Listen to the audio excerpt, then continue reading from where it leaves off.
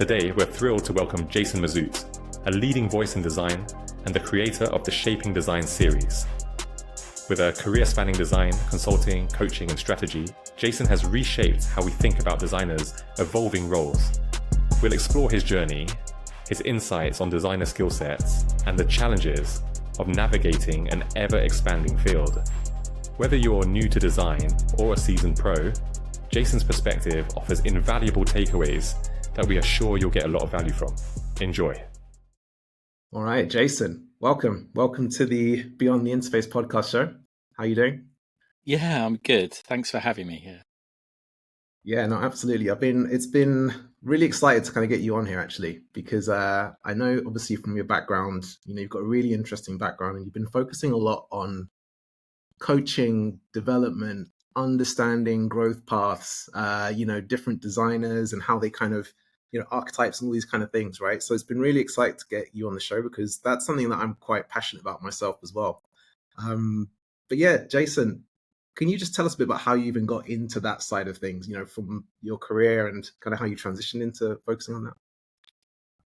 Okay, so I'm actually working on a different podcast at the moment myself, and my fellow podcast host interviewed me, and we went pretty deep for a long time. So I'm going to try and keep it short, and then we can dig into where it's most relevant. So I studied industrial design. I actually went to fairly academic school. I got a scholarship into a private school, surrounded by people who weren't really like me, so I kind of stuck out. And part of an act of rebellion, I suppose, was to try and pursue something in design. But I liked kind of the problem solving and the making aspects of my CDT classes. I wasn't really very artistic. So I was trying to find some sort of education that was satisfying my parents and the school's needs for some like legitimate degree, like engineering or whatever, BSc. And I wanted to do sort of more creative things. And I eventually found this thing called Industrial Design Engineering at Brunel University. And that was a BEng. And then I dropped it down to a BSc eventually. And I learned loads of different things about lots of different aspects of design, manufacturing, materials science, coding, electronics, ergonomics, loads of different things. So I kind of learned how to learn. And during that course, I kind of found design when I was sort of model making into the early hours one day, and I was kind of like really sweating this particular blue foam model, like sanding it down. But I kind of missed an opportunity to get like a proper placement. They would have had these thin placements and stuff. And at one stage, I was offered something to go and work at a vacuum company in Malmesbury. And I was like, where's that? Like, I don't want to work for a vacuum cleaner company. And that turned out to be Dyson. But I decided to turn that down. And so I eventually ended up taking a job at Yell.com, early days, Yellow Pages online, essentially. And that was at the stage of sort of early stages of the web. And I had to basically create a website a day, code it, test it on all the browsers, have it copy checked and everything else from a really terrible brief. And so I kind of learned a bit of HTML, I learned a bit of JavaScript, I learned, a bit of design at pace. And it was at a period of time where Flash was really big and there was lots of really interesting stuff, experimental stuff going on, people making it up as they were going along. But it was really interesting because I'd kind of got exposed to this early form of sort of interaction design, I suppose. And then when I went back to uni, I tried to kind of bring that into the university industrial design course and tried to bring some sort of HCI, cognitive ergonomics, we called it, into that practice. And then, I racked up a bunch of debt at university, as you do. And I had an option to, both me and my mate were going for the same jobs. One was at a management consulting, PA consulting, and one was for an interaction design role within industrial design consulting. And it was almost like we got the opposite jobs we were meant to. So I ended up going to management consulting in the early days, before they used to hire designers. So again, I was sort of out on my limb, separate from everyone else. But I learned a lot about business. I learned a lot about selling, communication, argumentation, all those sorts of things, and a competitive environment, I suppose, in some ways. And then I eventually left there when a colleague went to a place called Flow Interactive that became Foolproof. And Flow had done work at Yale.com back in the day, in the early 2000s, 99, and was really interested in them because they were like very specific user research consultancy. So I went there, rewired my brain a bit, did a lot of research, became an advocate of primary research ever since. But then it wasn't really the right environment for me. So I ended up going to a place called Oyster Partners, which then merged with FramFab, which then merged with LBI, which is now Digitas and all these other things, big agency. And in that environment, I kind of worked with loads of great designers, researchers, content people, strategists, and all sorts of things on websites, applications, doing a lot of healthcare work, some financial services, a whole bunch of different things in a really sort of upbeat atmosphere. And then I went through different agencies, consultancies, until my last role, which was sort of back to my industrial design roots, but more from a product strategy perspective. So thinking about the future for long-term products, but more about how they could be more connected. But I was, rather than sort of giving away the strategy stuff for free, we were charging purely for the strategy work. And that was a different kind of vibe for me. So I then ended up setting up my business off the back of a client I was working with at Plan, which that was. And I've been running my business for the past 10 years, doing all sorts of different things, from product and service strategy, sort of experience design concepting, coaching, team leadership, all sorts of things. Nice. That was short for me. Sorry. No, but that's brilliant. I mean, look, it's a really interesting back. I always like to hear people coming from that industrial background, because I know that there's a lot of obviously synergies there with digital and the physical products. But yeah, I mean, I wanted to kind of double click a bit more on the coaching side of things that you're doing now, Jason, right? Because that's a really big part of what you currently do. How did that kind of come about, and what was the pivotal kind of moment you kind of shifting into that side of things? Okay, yeah. I don't know if it was maybe 5 or 6 years ago. For the first time, maybe possibly the second time in my kind of independent consulting career, my own business, I was I felt a bit desperate for work, and I took on something that I didn't think I would be that interested in. It became interesting. It was for a bank wealth management thing, and it was going fairly well. I was quite into it, until I had a really bad experience towards the end of that project. And without going too much into it, some of that's online in some of my talks, I ended up having a bit of a breakdown, basically. I was on the plane to Florianopolis in Brazil, Floripa, and I'd been set a task by this coach, Julia Whitney, who I'd seen at Leading Design, like the day of me kind of having the trigger point for this breakdown. And she gave me an exercise to kind of look at my kind of career history. And it was funnily enough, an exercise that I was planning in some workshops that I was planning at the time related to the shaping workshops we would probably talk about. And I kind of had this breakdown in the most beautiful place in the world, like really questioning who I was and what I was really doing, and whether the experiences of my clients were valid and they had a good perception of me. So I did a lot of work with Julia, looking at that and getting feedback from other people. And I found the process of coaching really interesting, partly because it was just a lot about putting the power onto me. If you're asking me questions, and for me to somehow feel like to perform for my coach in some ways and create with that accountability. And I was super interested in that dynamic, especially someone who, I'd learned to be a consultant, I'd learned to be, a researcher. I was also a designer, and there's all the different sort of power dynamics going on with each of those things around how much of yourself and your ideas you put into the conversation. Whereas in the coaching, it was like, it'd been guided by all this experience, but then framed in a question most of the time so that I would have to answer it. But I found it incredibly powerful, and I did a bunch of work on myself, addressing personal issues as well as some work-life focused things. And so it sat in my head for a while. This coaching thing's interesting. I wonder if I could bring more of the coaching into my consulting practice. And so in the pandemic, I was working on a particular client, and that engagement ended, and I was like, okay, I'm going to do a whole bunch of things, like make an album, I'm going to do this conference, I'm going to finish this book, I'm going to do all these things. And as I was kind of going through that, like there was this opportunity to go on this coaching course. I was like, oh, right, there's time now. I have time. I could do this, and I have a bit of money.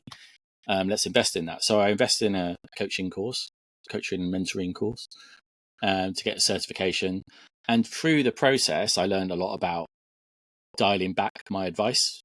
Advice monster, as Michael Bungay Stanier would talk about it, and observe people being more empowered through me asking better questions and a guided dynamic. And one of the things that struck me when I was doing some pro bono coaching with one of my clients is like, I was just preparing for the session, and I was like, oh, well, I can't really prepare. I can look at my notes, but I don't know what's going to come up. All I can really do is prepare myself and just get in the right vibe and be open to listening. Whereas in a lot of the other work I do, especially when doing like a client workshop and engagement, I'm having to kind of think through all the consequences and what might happen and plan and there's a lot of stress and anxiety about the way in which it went. And I was like, no, none of that. I was like, this is interesting. And then like the positive feedback loop of like, oh yeah, something's happening, something's tangibly changing in front of me or in between sessions, was like, oh, this is great. Because a lot of the work I do is, quite futures oriented. I may never see the product hit the shelves or kind of go out into the market, know that it even had an effect, because it's not like typical UX work that people might be doing. So the feedback loop was just much tighter in coaching. So it was satisfying. It was great to know that I was helping people, and it was less stress. So I was like, this is cool. How can I do more of this? And so over the past few years, I've been doing more sort of organically, really, kind of exploring, helping mostly designers, design leaders, product leader type people, helping them navigate their own challenges in the workplace or trying to navigate their own career. And it's been incredibly gratifying. And I would love to do more of it. I've got to find ways to make it more financially viable compared to some of the consulting work, which I also still enjoy doing, but that's certainly more lucrative typically. Yeah. And, I think it's funny that you say that, because I often hear from a lot of like mentors or people that do a bit of coaching, the addiction to helping others, right? It's a real big thing, right? And like you said, if you can make it financially viable, then yeah, of course, it's something you would do every day, right? Is that kind of what led you to maybe thinking about how you could deliver on a broader scale with some of the things that you're currently doing now, like articles and things like that? Yeah, yes and no, actually. It's interesting. That's a good point. So from one perspective, well, I was doing the shaping design stuff. So as I mentioned before, when I first got my coach, I was planning my first workshops. I'd done a prototype with the BBC, with their team. I was about to kind of deliver a workshop in Brazil and do a talk. And so I was starting that kind of public workshop of the shaping design stuff, which is all about, it kind of overlaps with some of the coaching, like similar type of problems that I might address in coaching, but in a slightly different way, a bit more accessible, a bit easier, a bit more tangible. So I was already doing that, and that's been running in parallel way before I started coaching and been building up over time. And in some ways, my actual coaching practice stops me from finishing the book around that, because it's a very different thing. The coaching is way more powerful for me. However, I've got to get a grip on the fact that like not everyone can do the coaching because of the cost challenge, or it's actually kind of a lot of fear that comes when you potentially go and have therapy or go coaching. There's a lot of sensitivity, like people are just maybe a bit scared. It's a sensitiveness. So I've got to be more comfortable with the fact that people do find value in the workshops and some of the tools that I've been doing, so that it makes it more accessible. However, like what you were saying about the writing, yes, I think one of the things that I've been thinking about a lot is, as someone who coaches and kind of gets deeper on someone's psyche, and you develop a psychological safety that's not quite as much as maybe you'd get with therapy, but I go pretty deep with my clients, and we touch on personal things and all sorts of aspects of their career and design and who they are. And so I'm learning about people in a way that it feels really odd that I can't do something with that on a broader scale. So to some extent, that really fuels my researcher brain to think about insight that helps with maybe strategic work and design work. But also, why can't I not share that outwards in a more open way? If I'm touching on aspects of loneliness, why can't I write about that and basically share that wider? And so, yes, I'm doing that, but not from a commercial perspective, just because I just want to help more people. And it's obviously a tighter feedback loop to help people more directly in a coaching engagement. But I do know that some of my writing really helps people with where they're at, and if it's really accessible and it's free, then that's cool for me. That makes me happy if I know about it. Do you think like is the biggest blocker for people? Like I know you mentioned like it's sensitive, um, similar to therapy, but like what do you feel makes people either hold back from getting coaching if they need it, and then on the converse to that, what encourages them to actually take that step? So I think that costs can get in the way. It can feel quite expensive. Like when I took Julia on, I felt desperate. I really felt desperate, and I think I would say that's often a driver is when people are in a really bad state that they're more open to investing because they know that they need to.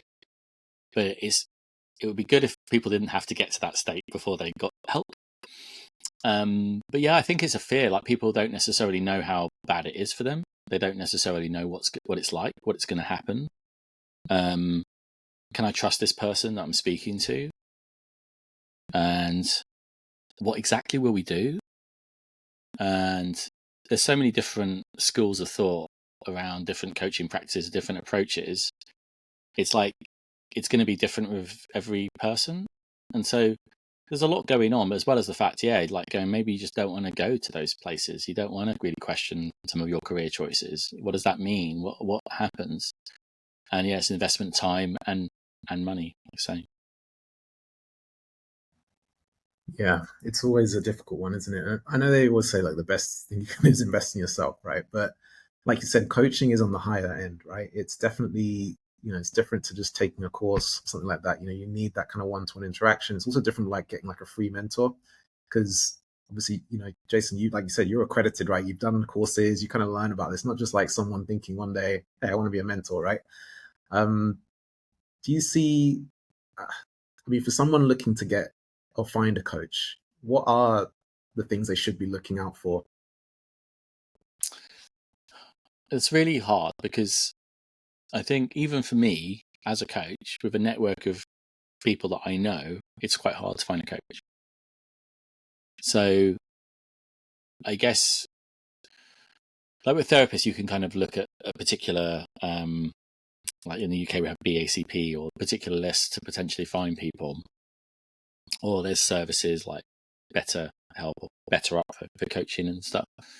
But I guess like there's a really interesting challenge between like the coach who's basically go, right, I want to help people now and have all this experience and all this great stuff to offer, and telling people about it so that they know, so they can connect. And there's this weird thing that happens with coaches who are like really well-meaning, like really nourishing type people who have to kind of start hustling, as we do, right? In LinkedIn, like so, you may have been targeted by coaches or something, for sure. Wouldn't surprise me. And yeah, so there's this whole sort of dynamic, like people don't know who exists, people don't know how to kind of express themselves and connect those. So yeah, I'm part of different things that help to make that easier. I might refer a whole bunch of other design leader coaches. I'm part of a network called Coaching with Chemistry that's trying to help with this problem by the idea is that you build that profile and the coaches have profiles, and it's sort of there's an algorithm that basically helps to do some matching. I think it's more of like a machine learning type thing. And then that will give you a short list, and then you'll have what we call like chemistry or discovery conversations, where you'll have several conversations with several people who are more likely to be good matches for you, personality, behaviorally, and other stuff. And then the idea is then you go, right, okay, that's the person for me. I trust them. I'm buying into them.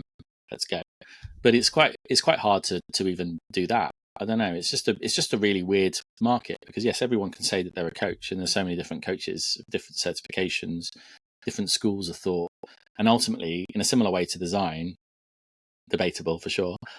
But every coach will be different. So, for example, I might be more expensive than another coach who was junior in HR, decided they're into coaching because they want to help people, because I have all this other experience that I'm not using to guide people directly, but it is informing the intuition, the experience, the questioning. And it's attractive to people who've kind of in positions of design or design leadership to kind of have someone who's maybe had that experience. It's not 100% necessary, but it's it kind of puts me in a position where like I'm not as accessible as some other people. Yeah. And you taking on any more people at the moment currently, Jason, or still open for business or not? Yeah, I am. And I'm thinking about different ways to help as well, because there's individual coaching and there's like, the one-on-one, and that could be done directly with individuals or via an organization. And I'm planning some stuff which is more group oriented, which is a little bit more price accessible and also has the power of the group. You can learn from others quite well, but maybe less privacy, right? So you're in a group situation. And then I also do some team coaching, which is really interesting, more about high performing teams. And that's a little bit more systemic. So a little bit more building on my background leading teams as well. But that's more about the dynamics in teams and having different behaviors and different stakeholders and serving them, and also trying to get people to be appropriately psychologically safe and work together and all that, which is super interesting to me. It's kind of a bit closer to my consulting work. So yeah, I'm currently taking on people. I just don't tell people about it that much. I'm more just focused on the writing because it's just uncomfortable. It's like it was easier selling stuff through an agency, but then when you're selling yourself, it's different and it's harder without kind of crossing the line into like major hustle. And I just don't want to do that. So my approach is to just write about what I want to write about. And then sometimes people read that and they come to me and go, hey, you do coaching? I heard you do coaching. Like, tell me more. Like, and then we have a conversation, and then often people will not decide to go for it then, but they might come back in a year or two or not at all. Or they go, yeah, let's go. Right, I need it. Let's go. And I'm like, okay. We work through it. I like that. I like the idea of having Tinder for coaches as well, so that you can find it perfect match. I was just kind of wondering, like, you've obviously like coached quite a few people. Something that people are probably asking is, what would I get out of the coaching? Is there a particular scenario that you remember that you helped someone like get through successfully?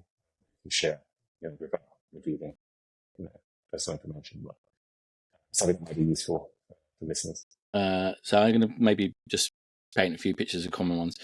One is around like, I've been laid off. I want to get a new job. So helping through the process of helping with the positioning of themselves, helping them with working out what it is they want, and so how they can differentiate themselves from someone else. And sometimes that might mean also kind of preparation for interviews. So that's where sometimes it kind of bleeds into a bit more mentoring, because they want a little bit more advice on like, is this good? Like, what would you do? As well as like the coaching, which is asking like, how do you want to position yourself? What's most interesting to you? So there's definitely stuff around the people between roles. Other things are often around dealing with people in their organizations. So they're new to leadership, or they're not feeling confident in their leadership, and there's some other roles around them. So sometimes they're in design and they might have some challenges with the product teams because there's a lot of overlap in those areas. The product team aren't doing the strategy. There's some personal conflicts between their managers and other people. And so that sort of thing comes up a lot, right? This issue of I've got some difficult people at work. How can I navigate that? And so a lot of that is dealing with feedback and kind of working through those conversations and getting to a better place. So definitely kind of problems at work.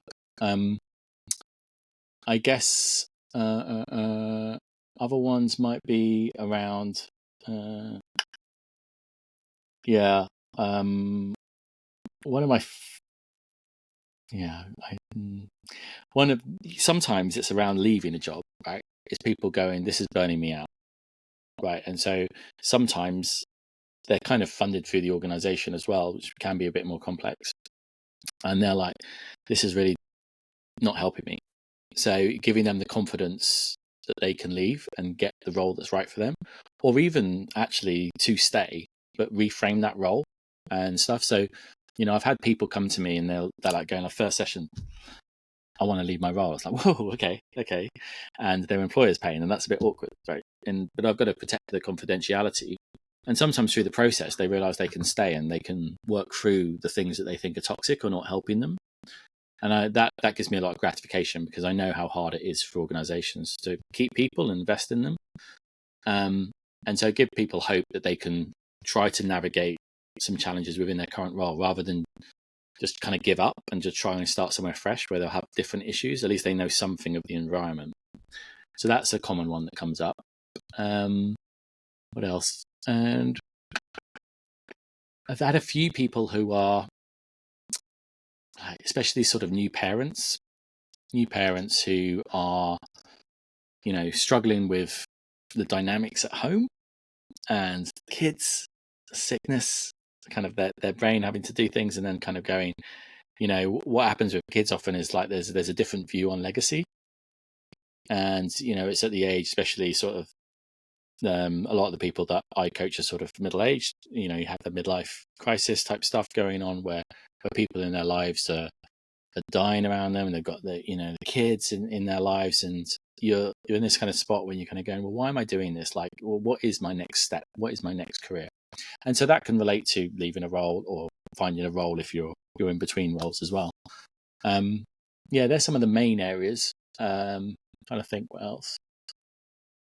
Sometimes just around things like communication, like I want to be better at communicating, or I've started a new role and I want to perform really well, but I'm an introvert. How do I do that? And they're kind of asking me to be more vocal in meetings. How do I do that? It's like, okay, that's an interesting one. How can we help support you so that you don't have to do something that you're incredibly uncomfortable with, that's going to cause you a lot of anguish and pain, but you can still satisfy the needs of showing up in a team situation.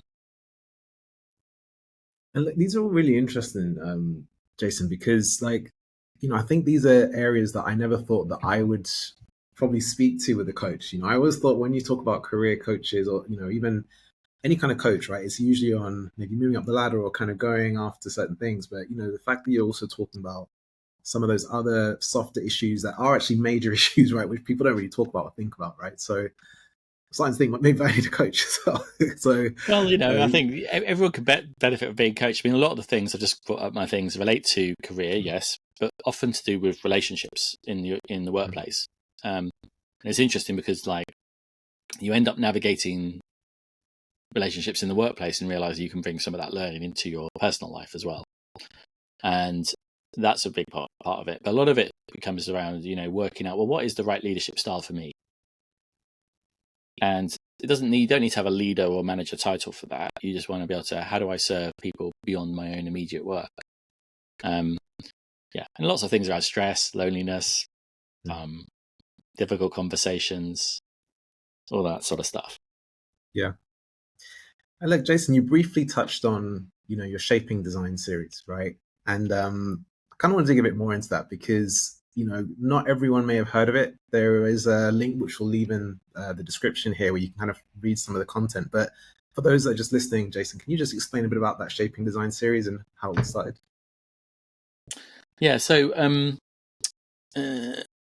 almost 20 years ago, 19 years ago, it's 2005, I was working in FramFab, I think it was. We'd just merged with FramFab, Better Oyster Partners and FramFab. And we had a really quite large, I think it's somewhere between 30 and 50 user experience people in an agency. It was like huge for that time. Like, there's nothing quite like it. And there was a bit of a clash in terms of the types of people. There were different types of people. There were some which were a bit more information architecture oriented, some much more interaction designery. And there was some overlaps, but definitely some clashes in different perspectives. So I became quite fascinated with like mapping things, and one of my colleagues, Warren Hutchinson, had gone to an Adaptive Path workshop in Amsterdam, had come back with this framework that had been inspired by some of that, and he started mapping these blobs onto these different domains like experience strategy, interaction design, information architecture, and user research, and people would draw their shapes of their competency levels and then indicate where they want to grow. And so he was doing that, and we were doing that in the teams, and I found that fascinating. Everyone was like different in different ways. And then I submitted for the first EuroIA conference a poster, which was called "Creating the Perfect Experience Architect." And we used to call ourselves Experience Architects after the name, the title User Experience Architect that Don Norman came up with. And it was a bit tongue in cheek because I knew that there was no such thing as a perfect one of us that would be different. But I did research with peers, clients, colleagues of different sorts to kind of understand what were the aspects of what made someone a good designer, a user experience architect, and then created this poster, which I did for the conference. And a lot of it was more to do with like soft skills and team working stuff. So it was a kind of an interesting complement to this blob mapping of these quadrants that Warren was doing, which was a little bit more like the disciplines of UX, the fields of practice of UX at the time. And this was more about the softer skills, the team working side of things. So I used those at various events for many, many years, and with my team, and I, in different agencies, I would like be fascinated by trying to understand how they were different from someone else, and to how I could better, apply them to particular challenges on particular projects and build like teams that would be good complements. And so I just became really interested in that, to be honest. And most of it was like hidden behind, our like team environments. But every so often I would do a talk and I'd put one of these models in there, and people were like, "What's that? That looks interesting." They always screenshot it and stuff. And I don't know, like several years later, a recruitment agency got in touch and said they wanted to do something that kind of embraced like content strategy and some other domains. And this is this thing called the UX Spectrum that we created, like in the browser thing that you could interact with.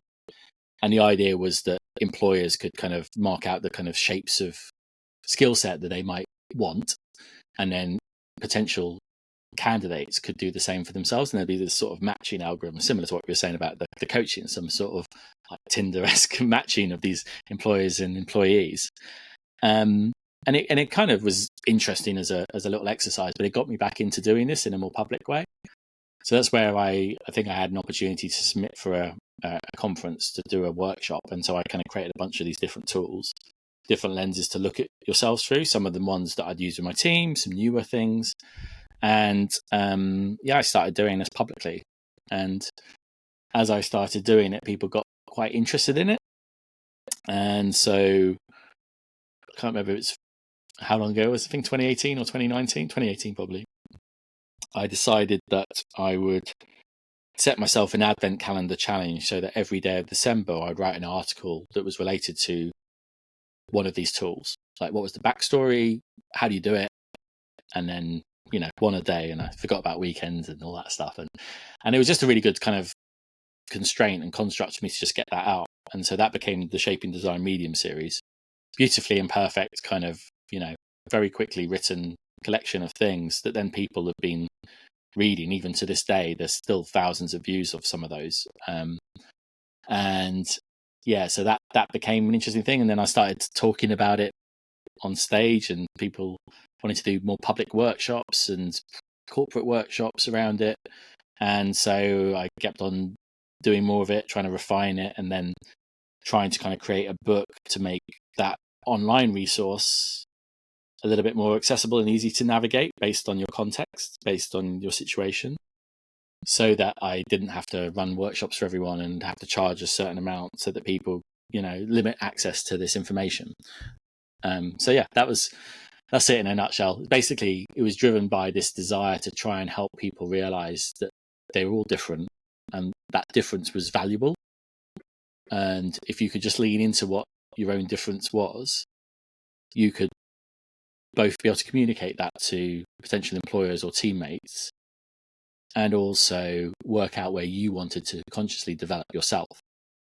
And so, yeah, that's the basic premise, really. Just drawing shapes of yourself to better understand, as opposed to kind of going through a more deeper dialogue-based coaching or therapy type thing, or even like a psychometric where you answer a bunch of questions and you get like this visual back. You're literally just drawing on these visual canvases, and as you're drawing, the input, like on pen and paper, is the output. So you're kind of having a relationship with, oh, I didn't think about myself with that. There are lots of prompts that help you to look at yourself in different ways.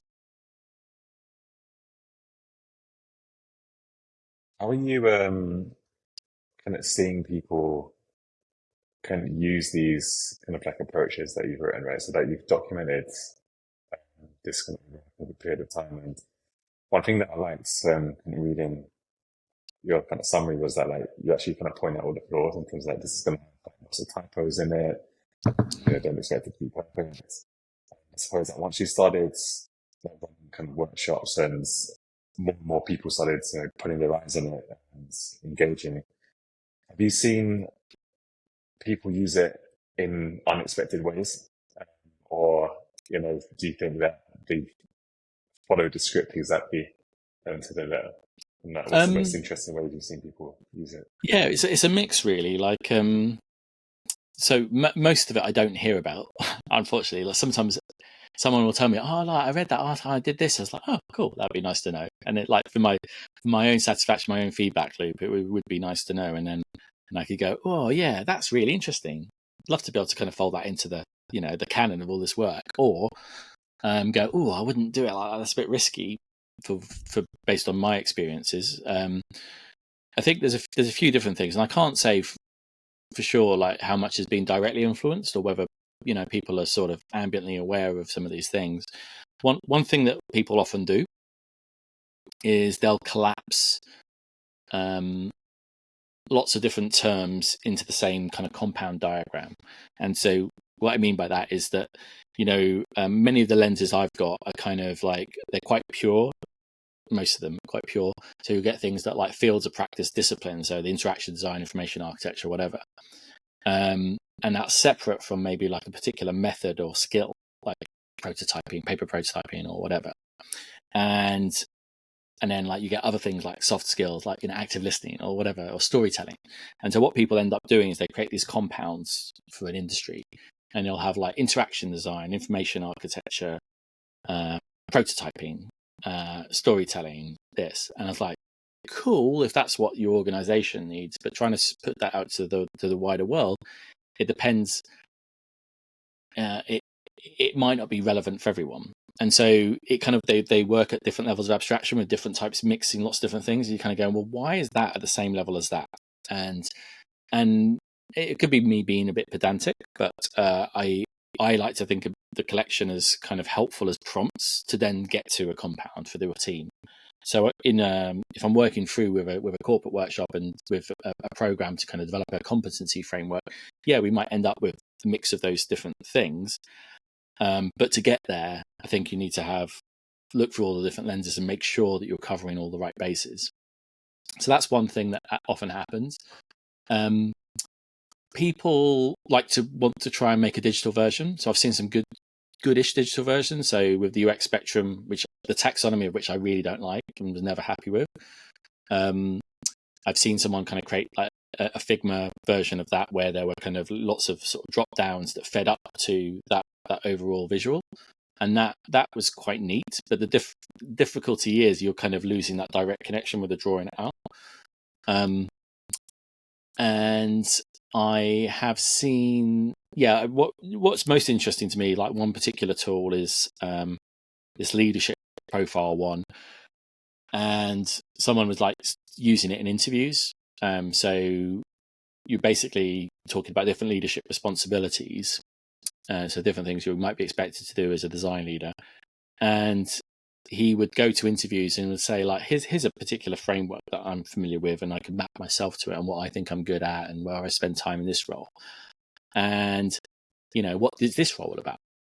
Because what often happens is a job spec will list out all of these different aspects, responsibilities, expectations, and everything's at the same level, right? So you've got to be kind of leading the team, you've got to do resourcing, you've got to do this. So like, well, how much time on this? How much time on that? How important is it? And so having this visual map gives you an indication of, like, relatively what's more important. And what was super curious when speaking to this guy is, like, going, often people don't know the answer to these questions. Like, going, I don't know, actually, it's all of this stuff. Like, okay, well, that provides a richer conversation to go, well, okay, well, let's talk about that and check in. We can start this role, but maybe over time we want to check in on that. So I like that extension of stuff. Others have kind of made nice little Miro boards of a collection of some of the tools and just kind of publish those online. So it's a nice little thing you can do digitally. I don't know. Lots of different things out there and people creating it. Some people acknowledge the work. I'm not too precious about it, but like various people that I know will jump in and say, "Oh, like, you should reference Jason's work," and I'm like, okay. If you're trying to claim it as some sort of invention thing, then yes, maybe. But I'm more concerned with people doing the exercises really and reflecting than being precious about it. I love the idea of it being used as part of like the interview kind of assessment process, or even like just thinking about it now, just like even as part of like the job description. It'd be actually quite nice to read through something and say, this amount of the job is going to be focused on this, and so you can really kind of think about, okay, well, how strong am I at these things that require 75% of my time and this kind of thing. It'd be quite interesting. Just on the skill side of things, because I also read that you've got like particularly strong views on like designer skills sets, and we shouldn't be kind of expanding as rapidly into kind of different areas as we're kind of being encouraged to. And this is something I kind of resonated with a bit, because as I progressed in my career, there was definitely a stronger push to be closer to the business side and take more of an interest in other disciplines, such as, you need to know the inside out of what's going on engineering and marketing, and, you need to develop and grow those skills. I think you've got like a contrarian view on that. So it'd be interesting to just like, unpick that a little bit and, kind of see what your thoughts are. I mean, sometimes I'm contrarian for the sake of it, but like I'm less so these days, less provocative on that front. But I guess even back in 2005, I remember being at that particular UIA, and I was being an advocate for understanding the business and communicating in business terms and language of business. I've been trained in a management consultancy, so like consultancy, and so I'd been around that. I knew how to do a lot of that. However, I've seen so much over the years from different people, different thought leaders that say designers should do this. Designers should code, classic one. Designers should learn the love language of business. One of my friends and peers in the industry talks about that a lot, and I'm cool with that. Designers should, collaborate and do work in this way. Designers should, work really closely with engineering as well, and all these different things. Designers should do this. Designers should be working on social impacts. Like, fuck. Like, if we do all of those things, like, we're never going to be able to do some of the core aspects of our design process, the design being as well. And what it really is just like it's this idea that there's this like one. It's really weird, because like if you really push people on it, they go, yeah, of course, like it's just a sweeping statement of sorts. Like, design should do this. Like, you're sure that there's going to be some people who can be really good on UI design and never have to touch code. Like, maybe that's a bit closer these days. But the designer should research all these different things. But what sometimes they make the sweeping statements, so they don't understand there's lots of different classes or types of designer, and you play different roles. And this goes back to the point of, if you understand where your strength is at, then you might be more confident in sticking with that or investing in that thing that you enjoy, that you want to pursue, that you think has value in the world. And there's a lot of things going on to try and work that out. It's not straightforward, I get that. But too often you've got people, say, particularly like people who are really good on UI design, say back in the day, really good art directors, digital art directors. And in the advent of something like product design, digital product design, UI/UX, all these kind of things, that role has been diminished quite a lot, like because everything has become sort of more mundane. The art direction has become less of a thing as people just reuse a lot of patterns, and it's setting up a design system. And they work in a very different way. Conceptually, visually is not as interesting a lot of the time. And so it just becomes boring. And so a lot of UI design in the world is really boring. So we've diluted it in some ways because these people have then taken on all these other skills, like they'll start to learn analytics, and they don't enjoy that stuff.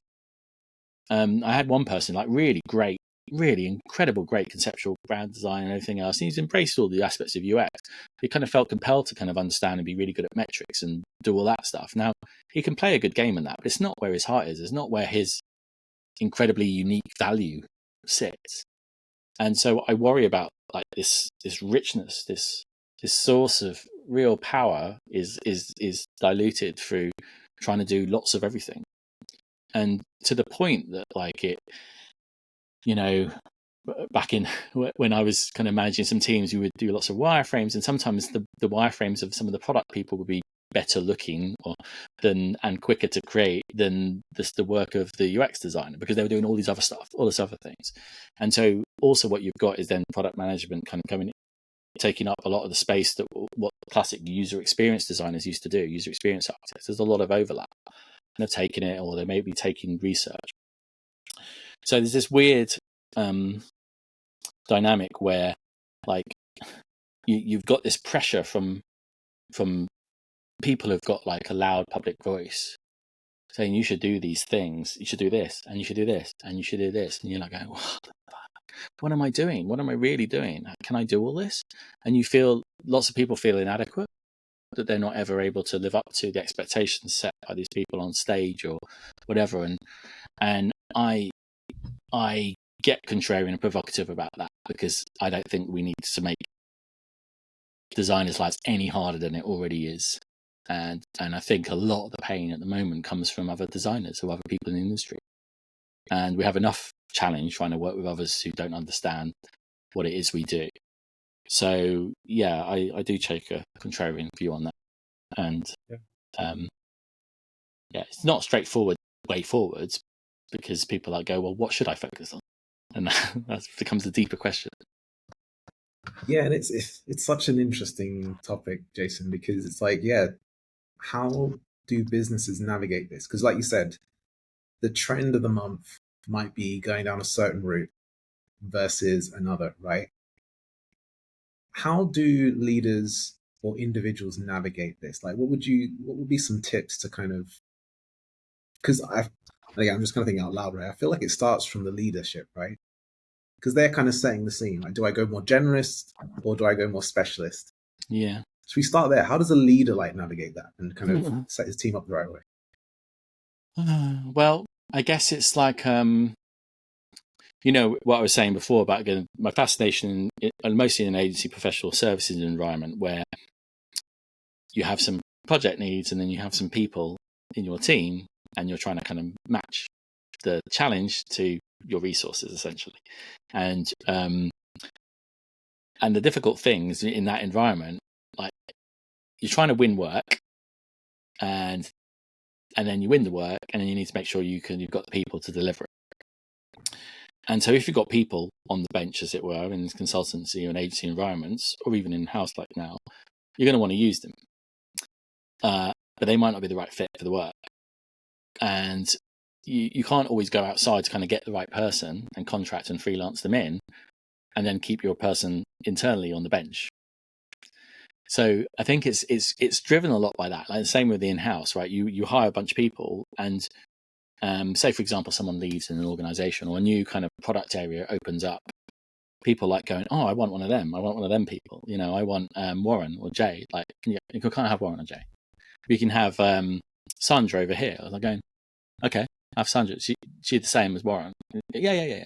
You know, and then we kind of pull them over, and they're different. They might be better in some ways, might be worse, but like people don't really diagnose the actual problems they have to kind of work out what skills they might need. And so you're playing often as a leader. In my experience, you've often playing a resourcing game. And one of my bosses at a place called RMA, Chris Bolter, he always used to say, and it was a nice thing to say, and we did really try to honor it, which is like availability is not a skill. Availability, just because you're available and you have somewhat in the area of that skill set doesn't mean you're the right fit for that role. And we're going to hold back. We're going to tell the client that we can't serve them that way until we find the right person. And the client hated that usually, and then we found the right person and it was even better. And then they were like, I love that, you know. But it takes a lot of nerve to do that and defend that. And I think that as a leader, yeah, you're trying to serve a whole bunch of different needs. You're either kind of creating the demand for the design capability as it is, or you're trying to kind of deliver on that sell, essentially. You've basically gone in, you're saying like, I'm a design leader, like, you know, well, you all need some of us in your thing. And then you're going, right, now I have to serve it. And you're going, right, okay, well, that person's available. Oh, they're going to fit in there. And without a kind of way to decode how they're different, you will work at different levels of intuition and understanding of how well you know your people. And that is always going to be somewhat biased and flawed. And so I kind of advocate for ways in which you make it slightly less biased and flawed. I mean, I have an intuitive sense of people, maybe, but it could be wrong.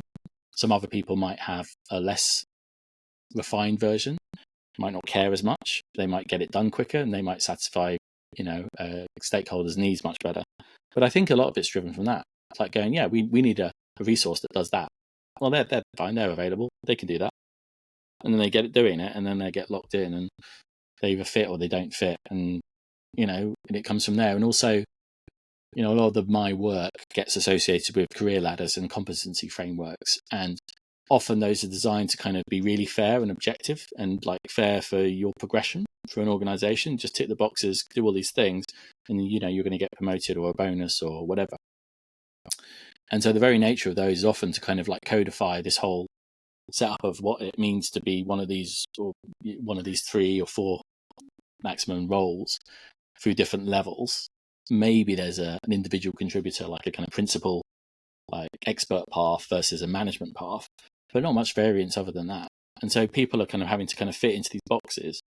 And so many of those things are copy and paste duplicates of someone else's. Like, you know, take the Zendesk one, a really good one. And we're going to take the Zendesk one, we're going to adapt a few things and then make it our own. And it's like, you've kind of got this perpetuation of this illusion of certainty and similarity and objectivity. And then people go, oh yeah, but I've ticked all those boxes. Why am I not getting promoted or getting my bonus? It's like, there's something else. Like, well, it's not in here. So it's got this illusion of being exhaustive, and it's not really, because there's something that wasn't captured. So I've probably gone off into a little bit of a ranty territory on that front, but I think, does that explain a little bit why I think that's the leader challenge? Is basically, it's a resourcing challenge. You want to basically prove the value of design. You've kind of sold it in. You believe it can help. You've got a bunch of people that you've hired, or that you didn't hire but you took on when you joined the role. You want to deploy them, and so, you know, you can't hold people back from doing work because that's not healthy for them or the organization. But are they the right fit? It's complex. Yeah, it certainly is. And, you know, we touched on the leader side, but let's talk a bit about the individual side, right? Which you kind of briefly touched on there, right? I think you kind of mentioned a bit about the exhaustion and like the role dilution that kind of sort of happens. I know this topic you're also quite passionate about, Jason. You kind of went into it there. And there was an article that was written, right, with the exhaustion of designer skill set, expansion and dilution. It was kind of off the back of a conversation with Don Norman and Sean Kearney, right, on their HCD piece. Can you tell us a little bit more about that and like maybe go a bit more into what you mean about this role dilution that's happening. It's like what Jay was bringing up earlier around a little bit sort of the contrarian views, but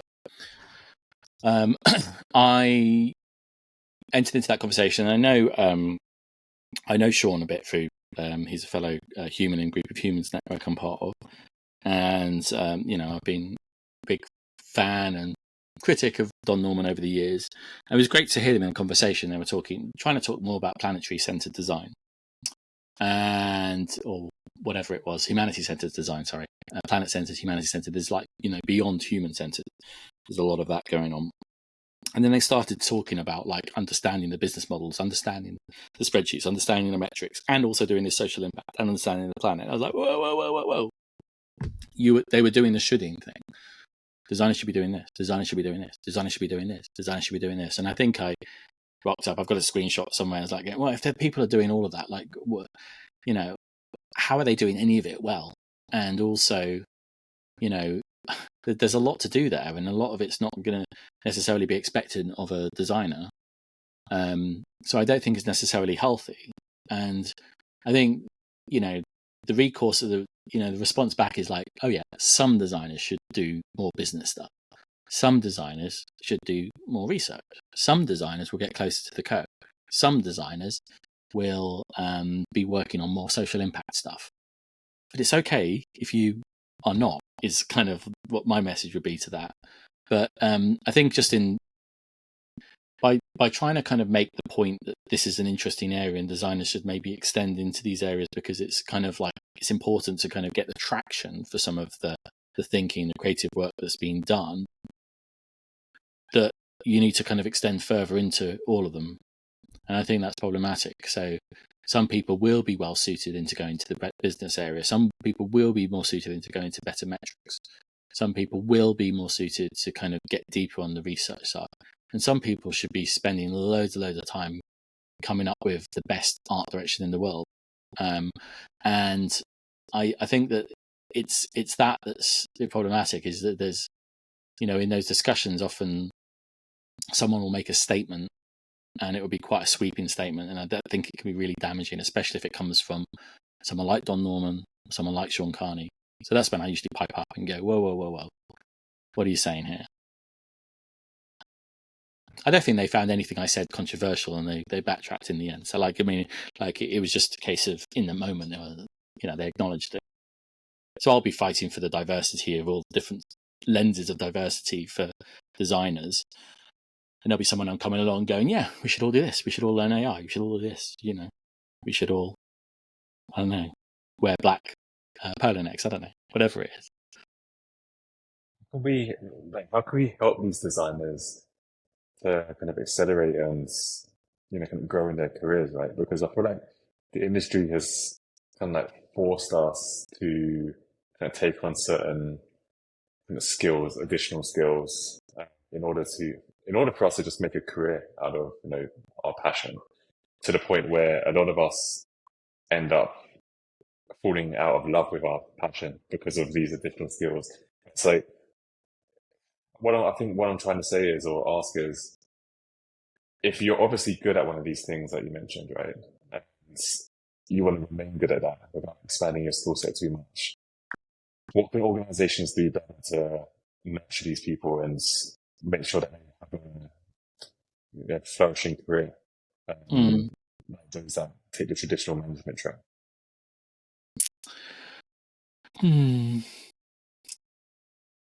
It's a tricky one, because it might not be the right place for those people. I think there's something loaded within what you were saying that's interesting. One aspect is, yeah, you can fall out of love with the thing that you should be is massively vocational. It's a privilege to be able to do design work. It's a painful privilege at times, but we take on lots of things that make it even more painful a lot of the time. And I think on one side, for some certain organizations, they're going to value that. Say, for example, you're an amazing motion graphics person. It might not be that much needed in working for a bank, a mortgage application. So it might not be the right place for you. Maybe you should be working in in more of a digital media agency, or you're working on something else, or maybe there's something kind of adjacent to that you would actually still be interested in, that still would be valuable for that organization. So some things might be working out like, is this the right place? And it's the hard thing you have to do sometimes, is like, as a manager, I used to have this phrase like line manager for life. It's like thinking, well, I need to have a conversation to say this might not be, the right place for you. Do you really want to be here? Because like, let's figure out what you really want. Because having someone that doesn't really want to be there and is getting upset and angry with people because their passion is clashing with someone else's passion or interests or whatever is pretty toxic at times, and also can kind of destroy that individual psyche. And that's some of the things that, I end up having to pick up the pieces of. And I don't want people to get there.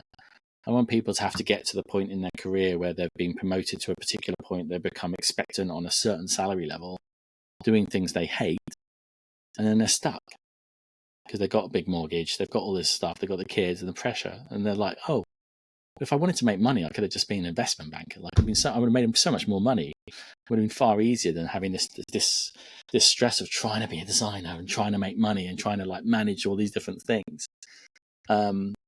So I think that's one part of it. The other part is that, and I really talking to myself here as well, is that too often we maybe put too much of our creative passion and energy into our work as designers, and it's not needed. It might not be needed in some of the environments that we're in, not the level that we want to give. And when we put so much of ourselves in it, either people around us might be jealous of that. Oh, they get to do all the things that like they really enjoy. I don't, pushing numbers around. Or they see the passion, and like they misread passion as energy, and an energy that's kind of quite confrontational, and they can see like a level of angst, and so you clash on that as well. Or they're just like, you're just spending time and energy on something that's not actually that valuable for the business, and so it's misplaced. And so talking to me and people who maybe been through that, try and put so much of themselves in their work, in their day job, maybe you should be putting more of your creative energy in things outside of your day job to satisfy that need and itch. And maybe you can lower the expectations on some levels of the creativity in some aspects of your work and find a place for it to dial up where necessary. And I think that's quite a hard realization. It's been a hard realization for me to think about that and like try and find these other outlets. Because like design, specifically digital design, digital product design, UX and all that stuff is probably one of the most, sorry, this is a contrarian, controversial statement, one of the least typically creative design roles there is, I would say. There's lots of kind of micro creativity, I think, but conceptual creativity is often being beaten out of a lot of the processes we have, and a lot of designer identity is beaten out of it. Ego is the enemy. Genius design is the enemy. And if we just put, a particular person who's got this title with the same process, we're going to get the same output, which is just not true. Like, everyone is going to have different perspectives and biases and inputs and intuition, different skills and everything. But we treat it as if it's like a process, an engineering process. And it's not. It's like a human process. There's a lot of human resonance, connection, creativity, exploration, bias baked in. We try to limit some of that because it's risky, but we don't recognize the power of it. And, compared to like furniture design, even industrial design, other things as well, architecture, debatable. But like, we just don't, there's not a lot of expression in the work. Mm. And some would argue there shouldn't be. And to some extent, yeah, you're right. If you want to build something that's functional, rip off a pattern, do the same pattern. Don't focus there. But maybe there's something that conceptually makes this particular product or service different, and we should lean into that and dial that up.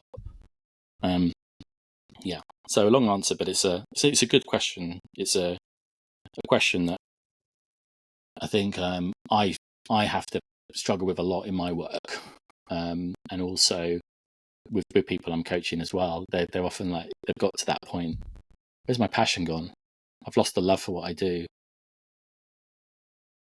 Yeah, I completely like resonate with that. For a couple of reasons. Like, I also studied industrial design at Brunel as well, and like we were encouraged to go wide with our explorations and be creative and do tons and tons of sketching, and before we converged onto an idea.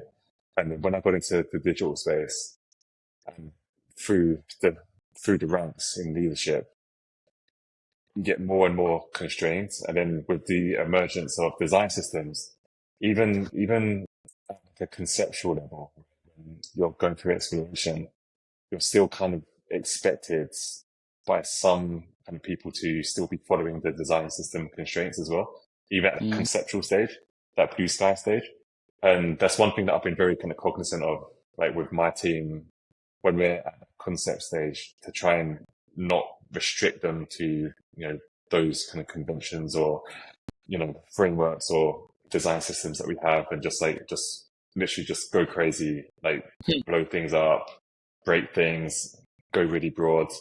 And then once we validated if that's a good enough idea to invest more deeply in, then we can say, okay, well, if we have to rein this in, within these constraints, like what does that now shape up to be? Just because I feel like it's just important for people to just remain creative, because 80% of your time working within an organization, you're going to be working within these constraints, and you're never going to be as creative as you want to be. That's kind of like your deep passion inside you, which is why you became a designer in the first place. So that's something that really kind of hit me. And then another thing that you mentioned was that sometimes you have to come to the realization that it's maybe our creativity is something that we have to do outside of work, and kind of Warren and I interviewed a really interesting person called Uday Urban, and he took his passion outside of work and became really successful as well, and like switching two hats. And that also made me think, maybe there's more that we can be doing on the outside of the office, to, get our creative juices going. Yeah.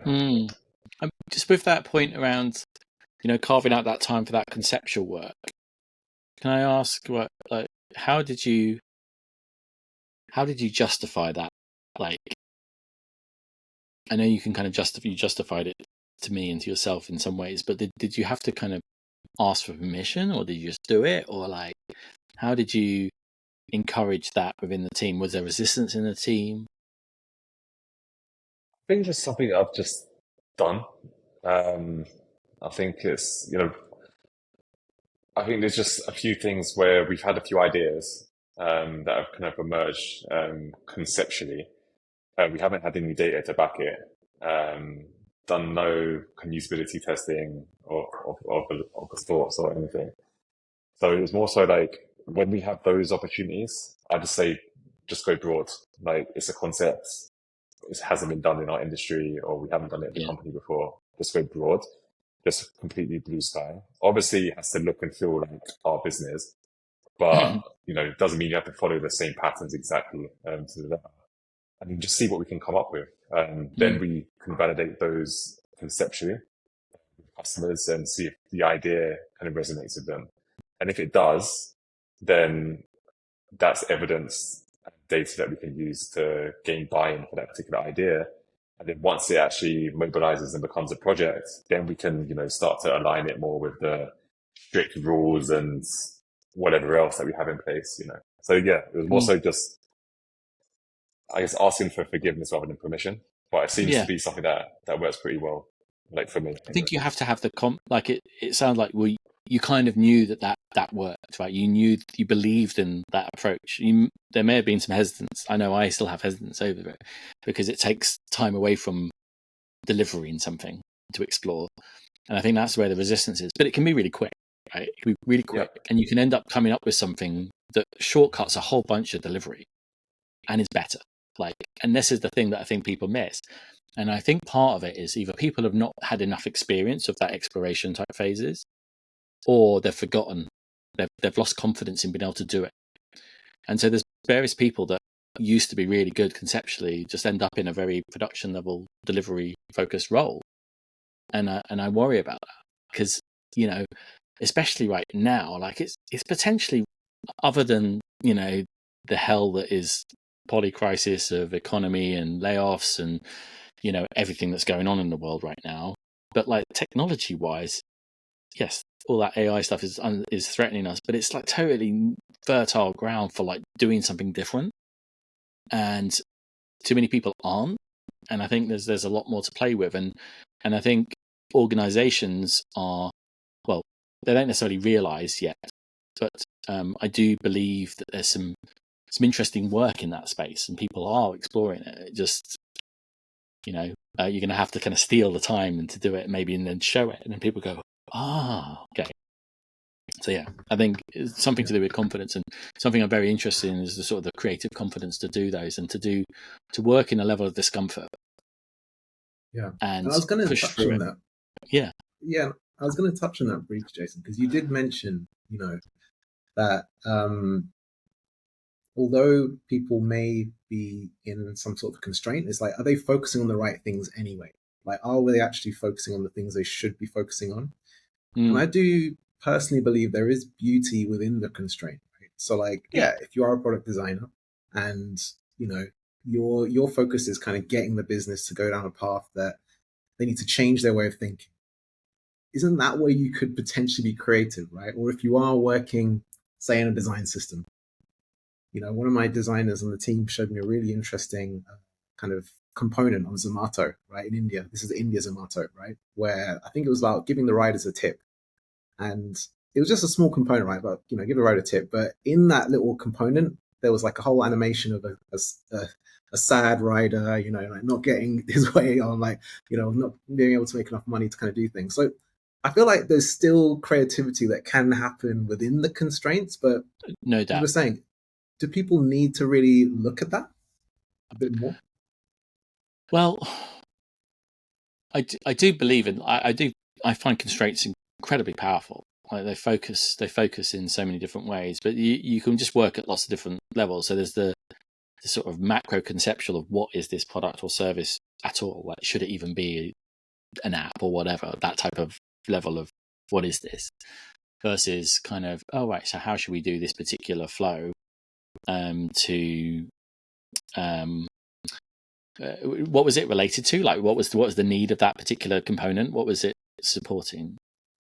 It was to give them a tip. So when you get like a rider, you're delivering the order. Yeah, just tip the, so for example, like, so that's like a perfect example where there's real value in getting that right, because if you can get people to give tips, then you can encourage a really good supplier side incentive for being a good driver, right?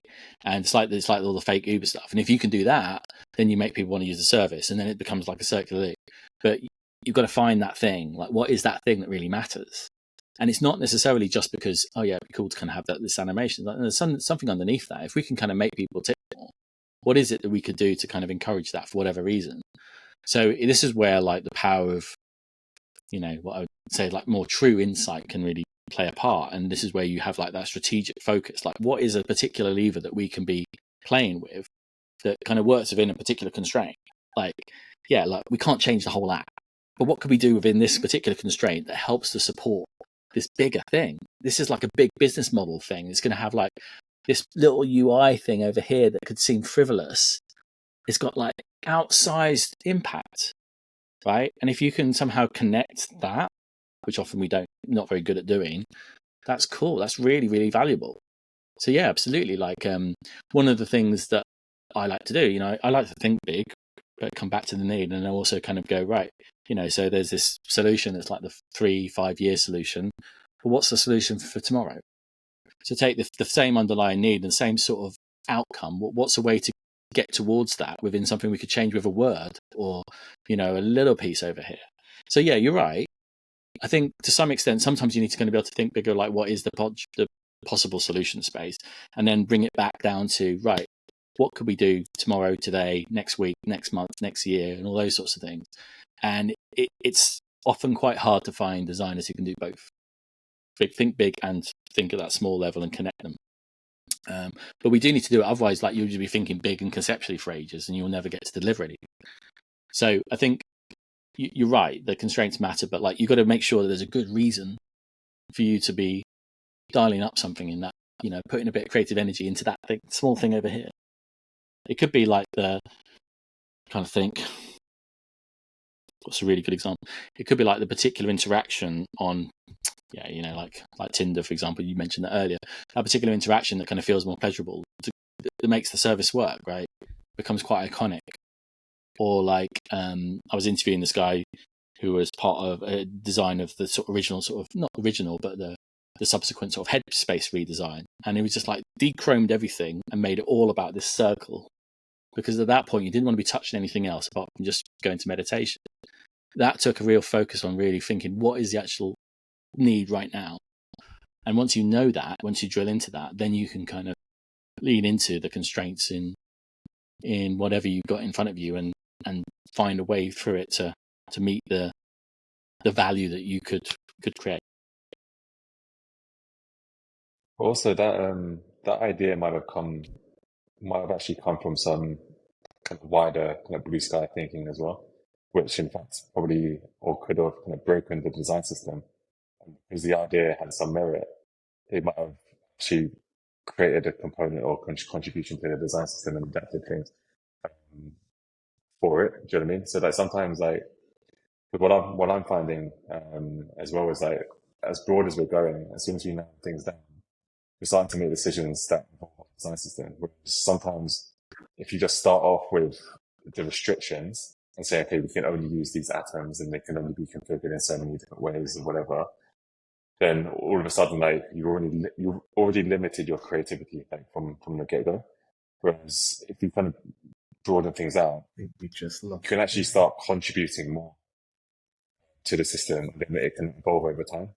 I think sometimes and this is like a debate I'm having at the moment, is like sometimes you have to decide between like flexibility and scalability, and like do you want to have like a product that is scalable, and depending on what your industry is, like say you work for a bank, then probably that's what you want. But if it's a consumer product, do you want it to be flexible so you can be more innovative? That's a very I don't know what the right answer is. Something I'm debating at the moment, but it's definitely something that I'm always thinking about. It's an ongoing tension. I mean, like, I think because what ends up happening is you get kind of like the design system police come into force and they're going, well, you can't do that thing. It's going, well, there's a business need for doing that thing. Okay, so then we can't do it in that way, and you can't think your way around it. And like what you were saying, you're right. From what I understood there, is that sometimes the simple, easy solution that works within your constraints cannot be found by looking at the constraints. They have to look beyond and then bring it back in. And it's this notion, and I remember actually from Brunel, there's this notion of like, and I often use it in references, like if you want to get from A to B to C to D, there's a logical view that you do it in a linear sequence, but actually it's more powerful and liberating and interesting possibly to jump to Z and then step back. It's like a conceptually different way of thinking about the world, and often you can kind of get like these brilliant solutions, incredibly creative, that are really simple to execute, and then win. You don't have to make this really complex thing. And I think like the Headspace example is one of those. I mean, I saw some of the UI shared, and it's like it had all of these typical patterns, like tabs everywhere and all this kind of stuff, and it's like, whoa, it used to look like that. And then like he said, no, it made it all about this thing. It's like, yeah, it's iconically different. And that made it like a different experience and stand out. And people used it. And so I think we've lost a lot of that in some of the work. And I think it's just, you just have to bear in mind, not just doing it frivolously, just coming to be expansive just for the sake of it. But when there's a real need, like a real challenge, and go, there's a real reason to make this good. How can we explore things quickly, not spend ages on it, so that we can kind of find a way that sees around the corner in a different way. Yeah, these are all great topics, Jason. And for new designers coming into the industry, right? You spoke a bit about the future of design and where we're kind of heading. If we think of it based on this role dilution we've been talking about, we speak about shaping of designers. Where do you feel new designers should focus their attention for the future? Like how should new designers navigate this new landscape we're seeing? I don't know. it's weird because like I feel a lot more separated from new designers than I once used to be. I used to be a big advocate of like graduate programs and helping people, but there was a stage when I was like advising around like university institutions in competition with General Assembly type kind of intensive courses. And my view back then was that the university courses on design were teaching you how to think creatively, critically, and those things. And those things are kind of more foundational and they will last beyond the tools, but they might not get you the job instantly. And so I still believe that there's some foundational skills that maybe all designers, even if they're midway senior, can bring into their being, alongside also junior designers, alongside learning the latest software and learning AI and getting stuck into all of that and playing with it. I do believe in like the playing with the new stuff. I think that's important. But like things like being curious, observing the world, kind of sketching I still think is important, and it's like a lost thing. Like one of my collaborators, Eva Lotta Lamb, she tries to teach people visual thinking, and it's just like people are so resistant because it's so easy to just get into the software and prototype a thing. It's so much more powerful if you can draw it, sketch it. It's easier to do what you were saying earlier, the expansiveness of it. You're not hemmed in. And even just switching tools, like switching to a spreadsheet, switching to kind of like a sketch, switching to a diagram, like it can really be helpful. Engaging some sort of critical faculties, I think, would be useful so that people can understand. You don't have to do the other disciplines, but understand the thinking of those different practices and what their philosophies are based on. And then, the bigger one, which is around recognizing that so much of our work is around relationships. So, yes, if you are a designer really focused on UI work, and you might want to take all the inputs and you'd be really, really like into the crafting and those sorts of things. But even then, you're still going to probably have to interact with another designer, maybe a developer, and you need to kind of get them to be on board with what you're thinking for various reasons. You go into design leadership management, you're doing a lot of stakeholder management, you're trying to kind of connect with these different people.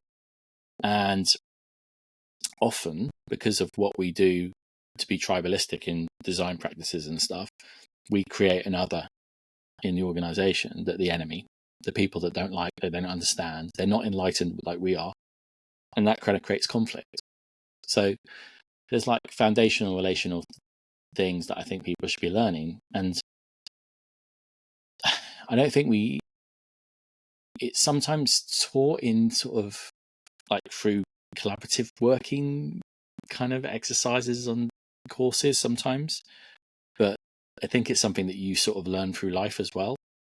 And I wonder whether we could just do more of that. Like, I mean, a lot of the stuff I'm helping people with coaching is to deal with conflict and relationships. And usually that's because of discomfort in who you are individually or the situation you found yourself, and you can't have an honest conversation. So how can we have more honest conversations and get to the truths a bit more? And I think that's a really important thing, as is understanding people so that you can really understand their needs and design for them. Like, whether or not you're a researcher, you might become a researcher, be interested in that kind of field of practice, get really good at that. Or you also just become a good observer of the world and people around you and listen to conversations with your friends and family and really listen. You can learn a lot from that, and that makes you potentially a good designer. The curiosity is such an important skill that supports creativity, critical thinking, empathy, and it's not something that we often actively cultivate. And it's something you think, Jason, that you can actually learn, right? Because I do feel that even if you're not an empathetic person, even if you're not someone that is good with people, I've seen some of the best kind of people out there that in their personal lives, they're really like, they're introverts, right? They're not good at these things. But then when they're in the workplace, they switch, right? They're just that business acumen you spoke about, that, all those kind of things. But how do how do you teach that though? Like, I know you said coaching, but how do we really kind of drive that into individuals? Is there any other ways that people can learn about how to get into these things? Um,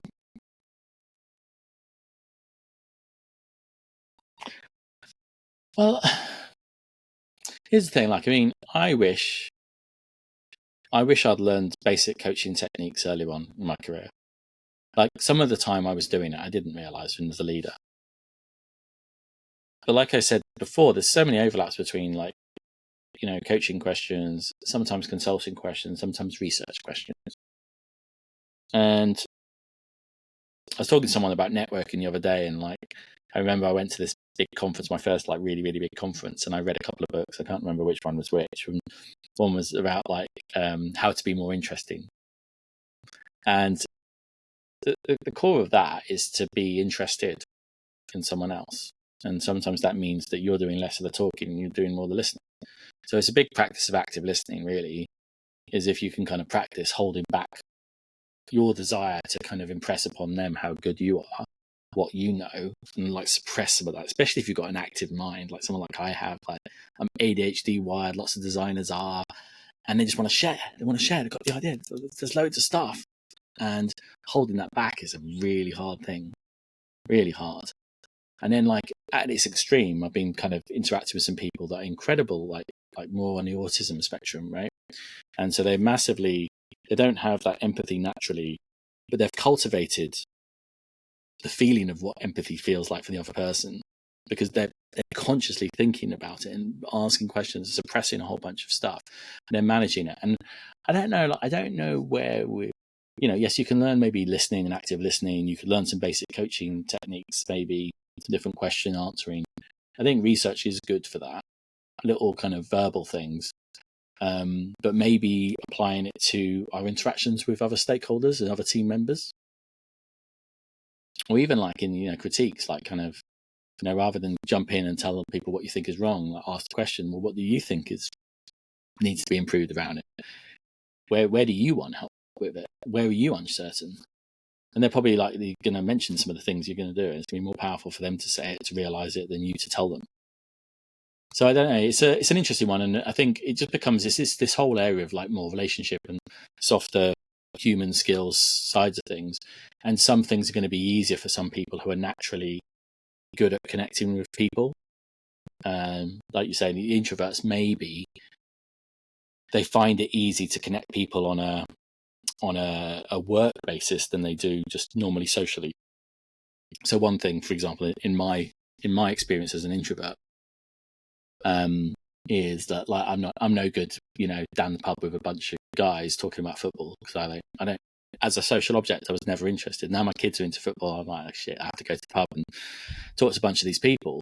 But if we start talking about like life and relationships and deeper stuff, I'm there. Or like I couldn't be more shy in most social situations. Shy, introverted, I know there's a difference, but I'm one or both of those. But if you get me talking about my work, I'm like alive, because it's a social object that I'm interested in. I have enough understanding when we're getting past the shallow levels of small talk and getting into some of those things.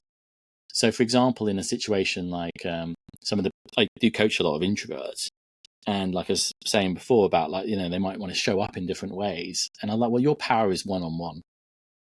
You know, like, yes, you might be able to find a way to perform. Like, I can perform on stage because it's not actually the same as a group. Like, I'm in my own zone. Once I get over a lot of the fears, there's a lot of work there, I know.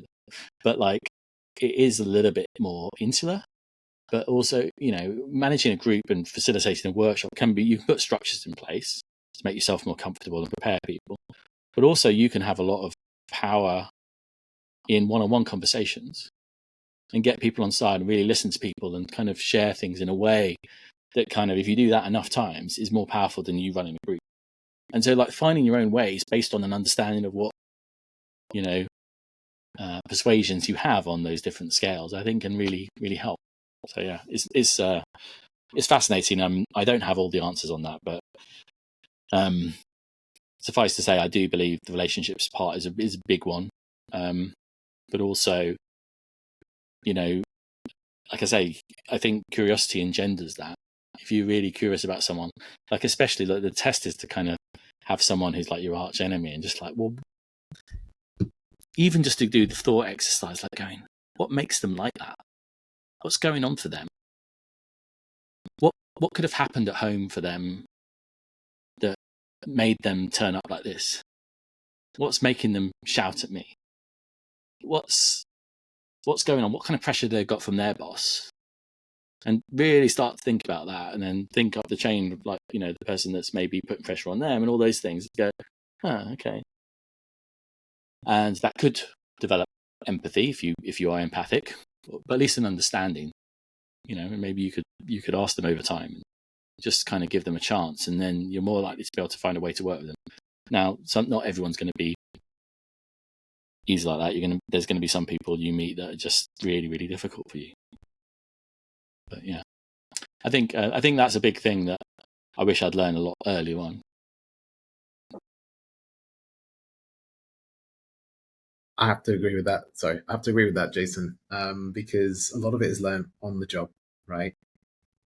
And it takes years to kind of craft that, right? It doesn't just come instantly. So it takes a long time to kind of deal with that conflict, to deal with those difficult people, to be more empathetic. Do you think that's maybe where the future's going, where we can just fast track this learning? Is that like, we just like... To be able to. You know,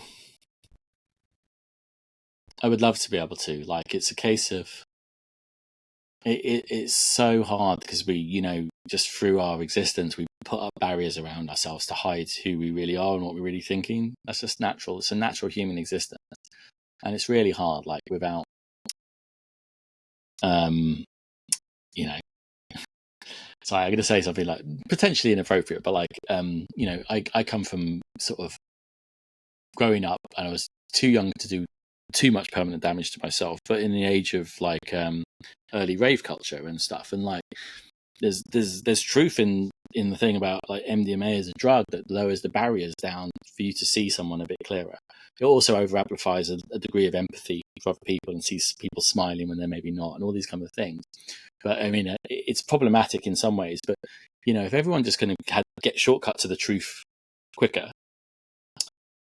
it in theory would be easier. But then all sorts of other stuff comes out. You know, it's a complex thing. So I'm not saying, you know, give everyone MDMA in the workplace. That would be terrible. But like, there's something around that level of, you know, how can we pull down some of these masks and protections of people? Like, there's a risk there when we do it too much because there's trauma. Everyone has trauma in different capacities, and it will get exposed, and they're not aware of it, right? But so much of what we do when we go into battle and conflict is to do with just a misunderstanding. And if we could just try to understand, then we could probably find a way forwards to unite on something that we agree on. And that goes to politics and, you know, all that. And it just sounds a bit too dreamy and utopian, I know. But I do think that there's something in it in terms of the design and working with other people. You're trying to find a way forwards that kind of is a win-win for other people. You've got to understand what people need and value and what their belief systems are, and kind of connect on something. And it could be as easy as, like, you know, now I've got a dog, now I've got kids. It's easier to have a conversation and make connections with other clients and people I'm working with who have kids or dogs, right? There's a social object there that kind of goes, you know, we don't disagree on everything. You know, see a piece of movie stuff, you know, find connection on something, on some level, on some human level. It goes a long way. But Jason, we've covered some amazing topics here, and just listening to you on your kind of coaching and the way that you think about development of designers, and the way that, you know, we should really think about craft versus, you know, leadership or kind of developing. I guess we're going to come back to you now, Jason. What's next for you? Any books that you're writing or anything that what are you cooking on? What are you cooking up next? I'm trying to finish the book. I'm really struggling, partly because of what I was talking about before, partly because of realization. The book process and not finishing it has helped me realize that I had ADHD and get diagnosed and working through that.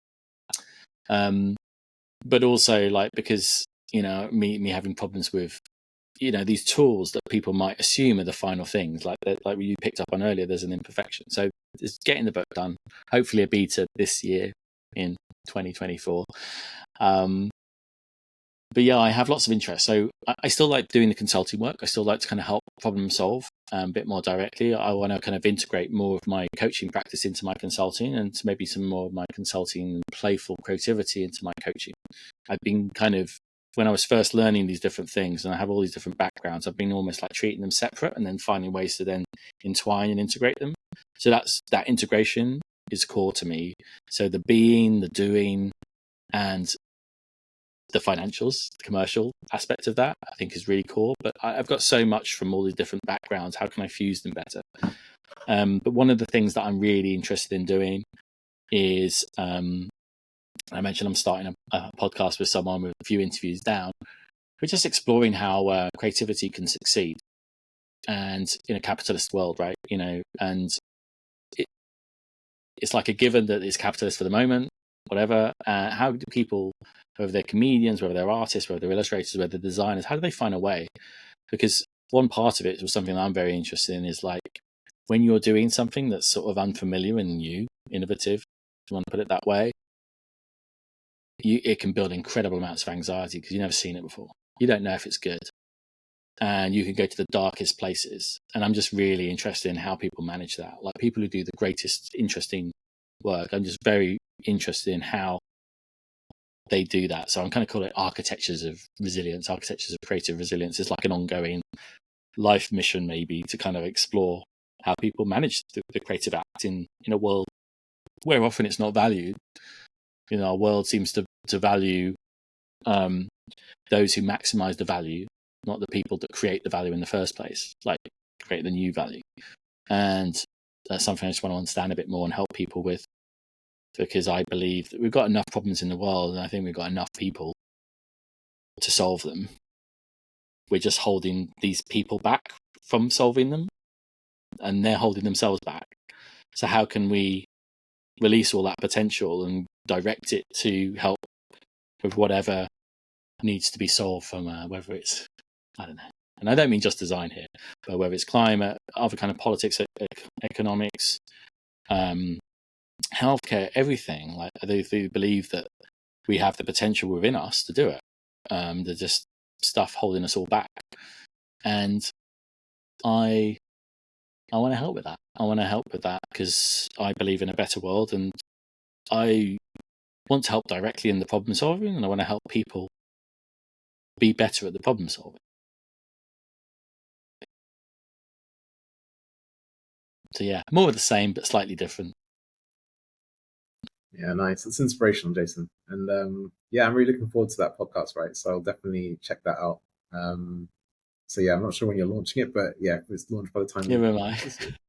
Yeah, we'll leave it a link in the description. Let us know. Ping us. Likewise, Jason. It's been a great discussion, and yeah, thank you for coming on. Cool. Just before we close, where can people find you? Kind of get in touch, conversate or get your coaching. Yeah, LinkedIn probably. I do since the demise of Twitter and X, whatever. I've not been kind of embracing all of the others, the blue skies, and I'm a bit on Threads or whatever. But LinkedIn probably where I seem to post stuff mostly at the moment. My Medium articles is where I have most of my stuff. So medium.com/shaping design, specifically for the shaping stuff, for the advent calendar of tools. But generally my medium.com ampersand at Jason Mesut, sorry.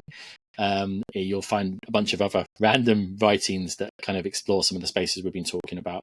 And I've started a Substack. I'm not sure if we're going to continue to kind of be exploring my sort of mini creative foundation challenge. But yeah, I'd say those are the best places to start. Awesome. Brilliant. Thanks, Jason. And yeah, speak soon.